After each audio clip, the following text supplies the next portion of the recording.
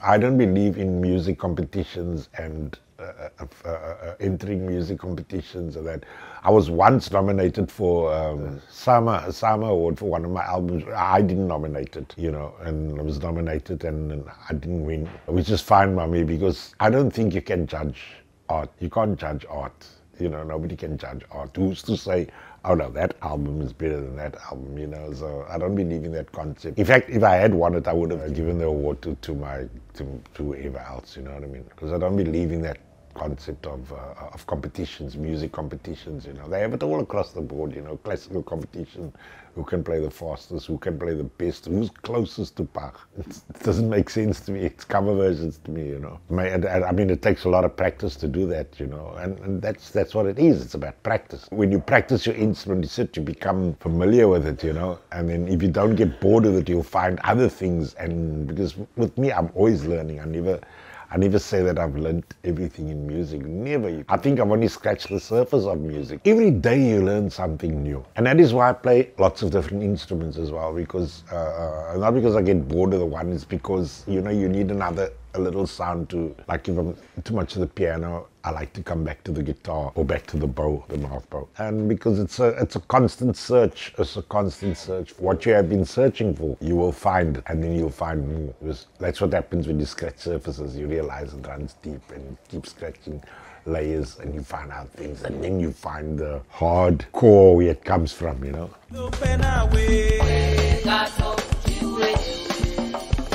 Hi, my name is Hilton Schilder. I'm a composer from Cape Town.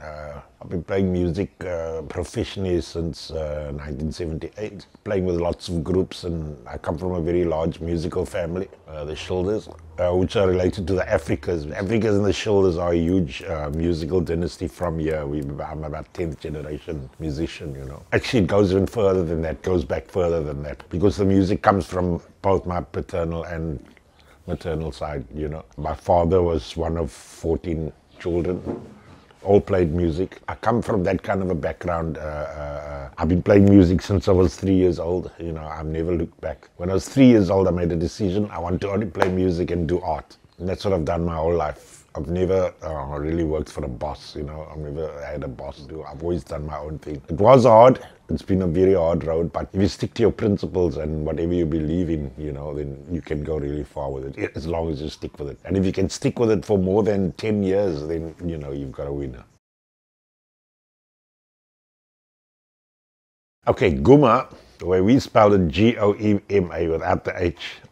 That is the music I would describe from Cape Town, based on the carnival music that we have here, the troops and that. Guma is the drum, right? That's the sound, the regional word Guma comes from the drum. All across where the slaves were brought here from the east, from Malaysia and Java, all those places, you can see the word Guma is the same. It says Gumi and Guma and Gummy. We call it a gummy here, the drum that we use in the troops. Anyway, that's the word Guma, the etymology of Guma. That's gum, gum, gum, gum, gum. You find it actually across the word, that word gum will come in all over, So anyway, that's the feeling of Guma. You can do Guma you can play Guma with anything. Well, actually, anything is a potential instrument. Like here's a basin, right?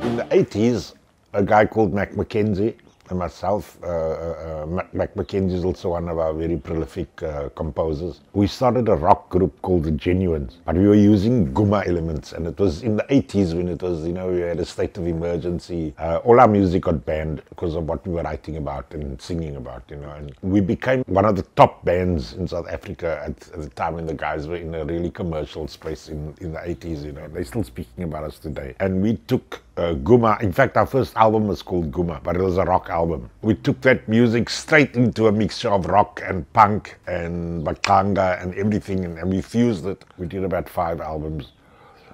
2 we did with Shifty Records in Johannesburg, Lloyd Ross. He was recording all the bands that were sort of not in the mainstream, but that all had messages, like political messages. It was mainly political at the time. So all the guys like James Phillips and us and Mzwake Mbuli, Lloyd had recorded all of them through this company called Shifty Records. And it was called Shifty because it was a caravan, so he could move all over. In fact, he went to go and record Sankamoto for the first time. He went into Lesotho and recorded him, snuck in with the caravan. I mean, the caravan was the studio. That was back in the 80s. And I mean, we've traveled a lot. We've been through lots of things. Now, that was how we started the Guma.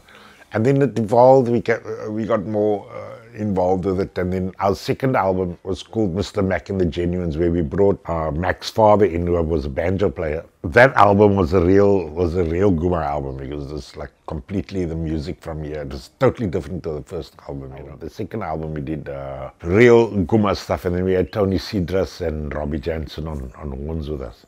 After that, as we went on, the band eventually broke up, but we carried on, Mac carried on, and then me and Mac partnered again for a group called the Guma Captains of Cape Town, where we really explored the Guma, but with tango and all different kinds of music from here, and from the world. This project, the HS, the Hilton Shoulder Guma Club, it's been a baby of mine for a long time. I've been planning this for about 5 years, It's not just something that just came about. And I've been searching for the right guys, without searching too hard. I've been kind of waiting for them to attract to me. And I've come up with this amazing bunch of young people.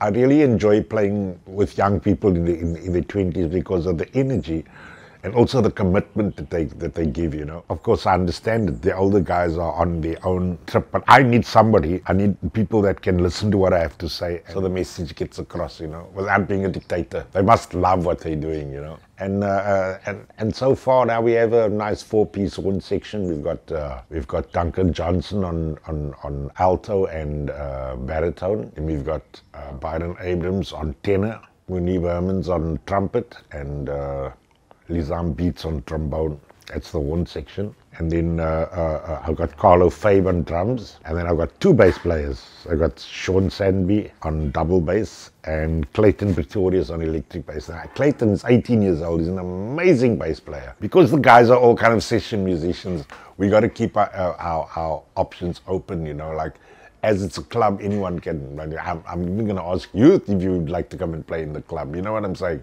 You know, as a guest, you know, as I say, everyone's welcome. So we welcome everybody to them. And as long as you embrace this music, you know, which is basically, it's all my compositions that we're doing. And I give a nod to Mac. I do some of Mac's stuff, 1 or 2 of Mac's compositions, 1 or 2 of Adol Jafta, who's also a lovely player that's based in Sweden. We're doing some of his compositions, actually 1 of them. But it's a kind of a nod into the guys that have taken Guma into the 21st century. The reason for this thing at this time of my life is I want to. I mean, I'm supposed to be retired, so they say, but you know, we don't retire. We never retire. We retire when you die. You know, that's the only time we retire. With music, you can't retire from music. Even if you're crippled, you know, your mind is constantly there, so you never retire from music. We have vocals, we sing in English and Afrikaans. There's some Xhosa here and there, some Zulu, depending on the mood, you know. Basically, it's instrumentals, and we try and capture the different types of Guma music that you get here. The other word for it is klopse, the klopse, which is Dutch for club. Every end of the year, beginning of the year, we have this carnival, a festival that happens here. It was originally to celebrate, I don't know if that's true, but they say it was to celebrate the emancipation of the slaves. I think this thing happened long before, where the guys would go out on the 2nd of New Year. They would go out and paint the faces to emulate the masters, but they were actually making fun of the masters, you know, the so-called masters. That's where the face paint comes in.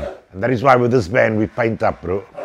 Before we go on stage, we warrior up, you know, we put our paint on, just to know that we are busy making a statement, you know, and that's the reason why we put paint on our faces, you know, because it's a kind of war. It's kind of war that you're going to war, not with music, but with ideas, you know what I mean? Because we want to change the mindset of people, you know, we want to change the mindset of people that are here, that listen to cover versions all the time, that have the radio on all the time and listen to the same shit over and over. American stuff is being pumped here over the years. I mean, I've seen it through decades, you know, how we've been bombarded with American and English music. So I just want this thing to be an indication of what we have here in the Cape, you know, which is, I think it's an international form of music, you know. It's everywhere where we play the Guma, overseas in Europe, America, wherever we play, it's got the same effect on people, which is a uniting effect. People dance together, they feel joined, you know what I mean?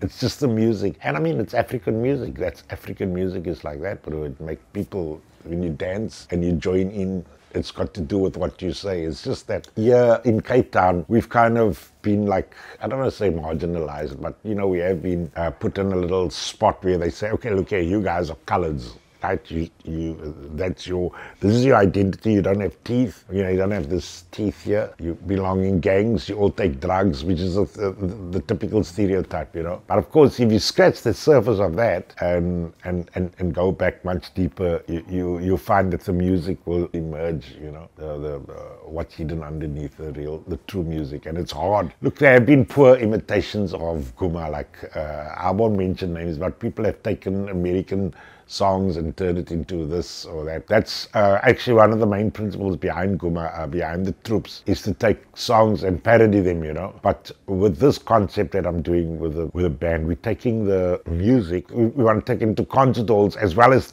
from the street. The tonality of the music, the rich harmonies and that, it kind of separates us from the other Guma that's happening out there, the Guma with the H, you know what I mean? The Guma Club is about, I would say it's almost like Fela Kuti had a statement. He wanted to say something. This is what I'm saying with this.